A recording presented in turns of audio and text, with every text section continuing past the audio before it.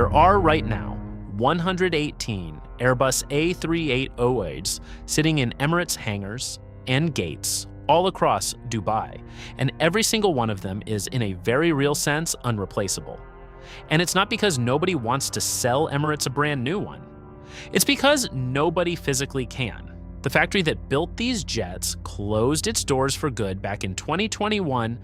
The tooling has been sold off or scrapped, and the handful of secondhand A380s that occasionally hit the market get scooped up mostly for spare parts rather than passenger service. So Emirates finds itself in a strange position for one of the most profitable airlines on Earth. It owns the largest fleet of super jumbos in aviation history, and it has absolutely no way to grow that fleet, replace it, or walk away from it without swallowing a loss that could run past $50 billion.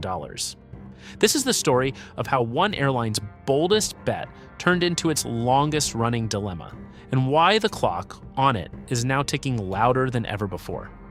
Rewind 2 decades, and the logic made perfect sense. Dubai sits almost exactly halfway between Europe, Asia, and the rest of the world, which makes it the ideal spot to gather passengers from dozens of smaller cities and funnel them onto huge jets bound for dozens of other cities. Airbus showed up with a genuine double-decker aircraft capable of carrying more than 500 people. And while most of the industry treated it as a curiosity, Emirates treated it as a blueprint for its entire business. Orders piled up year after year until the airline had committed to well over 100 of them, a number no other carrier came close to matching. Deliveries began in 2008, and by the time the final airframe rolled off the line in 2021, Emirates had quietly become the reason the program existed at all in its final years.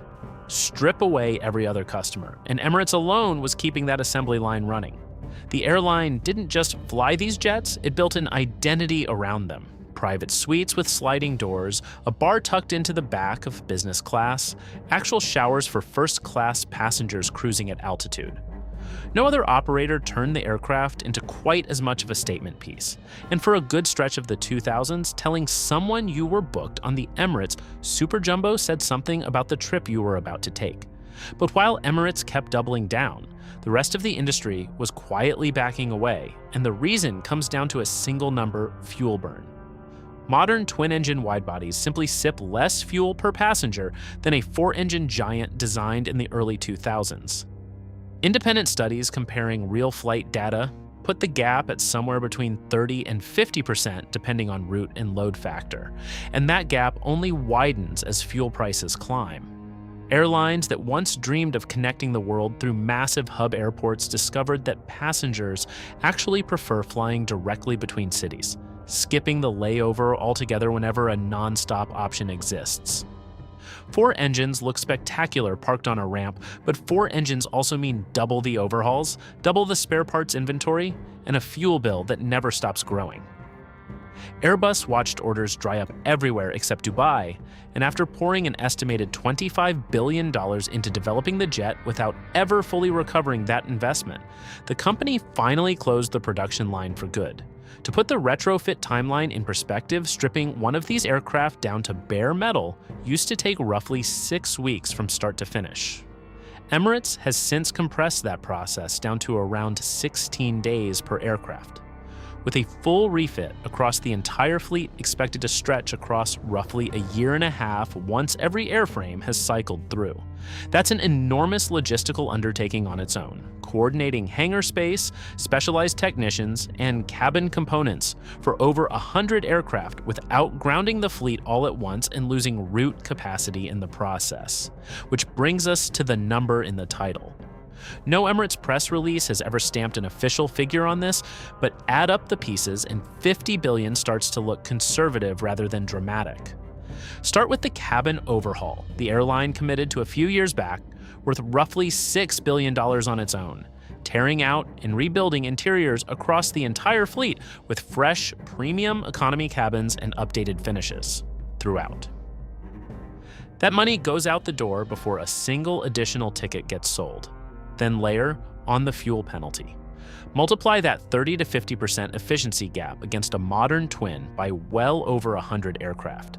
By however many years each jet keeps flying, and the extra spend stretches into the billions before you even glance at maintenance. And maintenance is its own mountain. The oldest airframes in the fleet are already pushing 2 decades of service, and Emirates leadership has stated publicly that the plan is to keep operating the type into the early 2040s. Do the arithmetic, and some of these jets will still be airborne past their 30th birthday, requiring heavier and more frequent checks the older they get on an airframe that already needs twice the engine work of a modern twin. Then there's the piece that makes this genuinely unusual. Resale value for this aircraft is close to non-existent.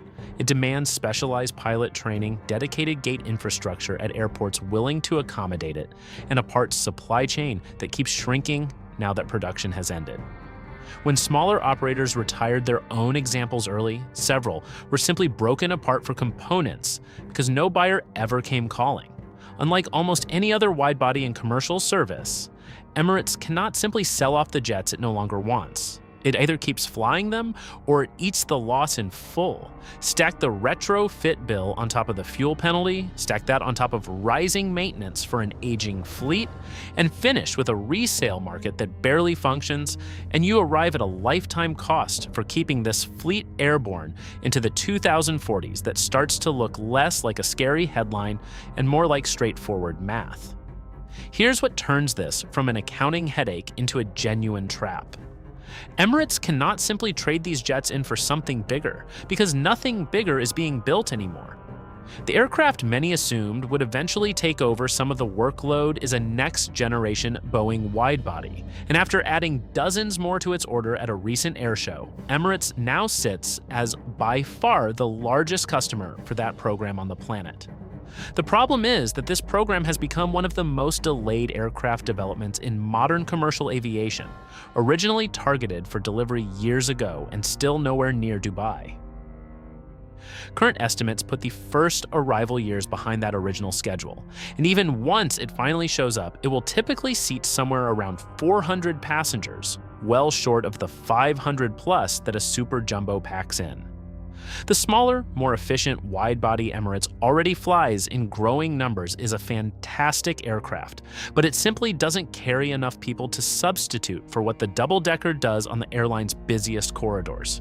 And going back to Airbus for a fresh production run isn't remotely on the table. The tooling is gone, the supplier network has moved on to other programs, and there is zero appetite anywhere in that organization to restart a project that never recouped its own development costs the first time around.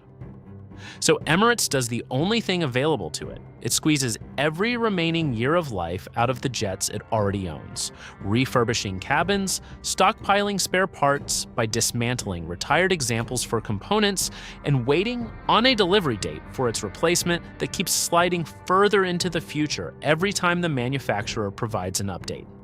Think of it like owning the last house on a street where the entire neighborhood has been rezoned. Everyone else sold up years ago and moved into something newer and cheaper to maintain. But you stayed. And now you're the only one who has to fix the roof, replace the pipes, and keep the lights on, because there's nobody left nearby to share parts or expertise with. The house might still be the nicest one on the block, might even be worth more on paper than anything your old neighbors are living in now.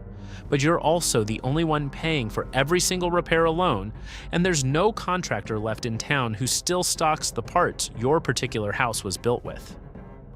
Look at where everyone else in the industry landed. As of the middle of this year, roughly 180 of these super jumbos remain in active service worldwide, with several dozen more sitting in storage and a couple dozen already dismantled entirely.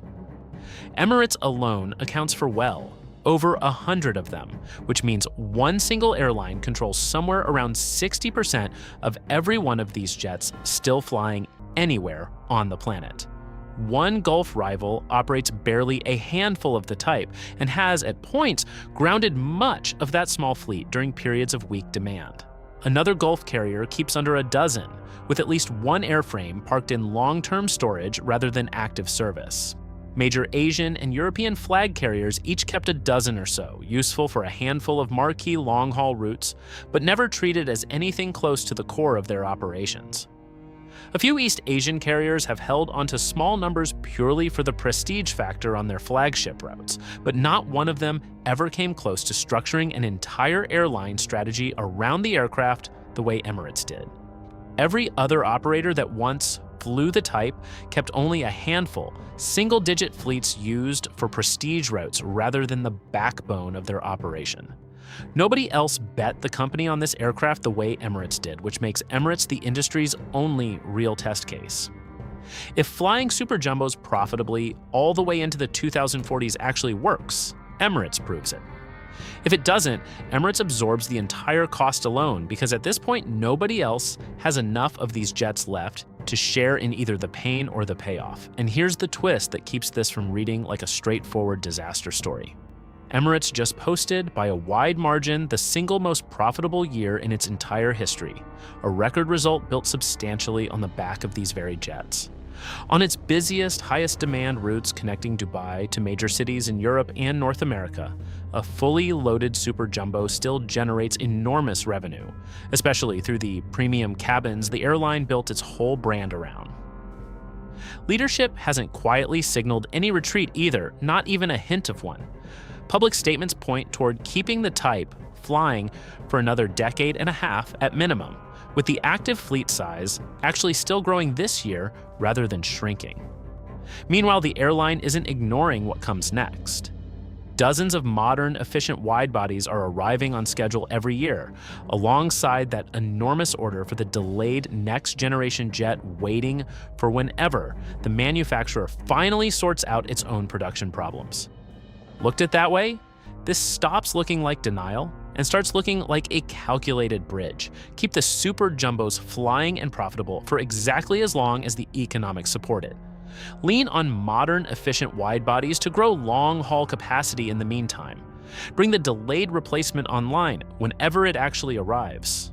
Grounding a profitable aircraft before its replacement genuinely exists is how an airline loses valuable slots at a capacity-constrained hub, not how it saves money. The real signal worth watching is the spare parts strategy. An airline dismantling its own retired jets for components isn't panicking. It's doing exactly what you'd expect from an operator planning to outlast its own supply chain rather than get caught by it. So let's bring this together. Emirates went further on this single aircraft type than any airline in history, committing to well over 100 of them while the rest of the market quietly moved on. Twin-engine jets proved dramatically more efficient, and the manufacturer shut its production line entirely, leaving Emirates holding the largest fleet of an aircraft with no true successor in sight, since the next generation replacement keeps slipping further behind schedule and won't even match the seat count once it finally arrives.